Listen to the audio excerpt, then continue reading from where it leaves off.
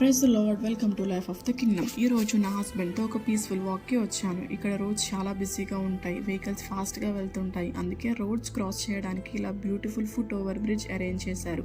ఇది చాలా safe and perfect for everyone. Lift facility కూడా ఉంది, ఎస్పెషల్లీ ఎల్డర్లీ పీపుల్కి చాలా హెల్ప్ అవుతుంది. స్టెప్స్ కూడా ఉన్నాయి. ఏరియా అంతా క్లీన్గా నీట్గా మెయింటైన్ చేస్తారు. వేస్ట్ పేపర్ పడేస్తే హెవీ ఫైన్స్ ఉంటాయి, సో అందరూ డిసిప్లిన్ ఫాలో అవుతారు. అండ్ కెమెరా అబ్జర్వేషన్ కూడా ఉంది.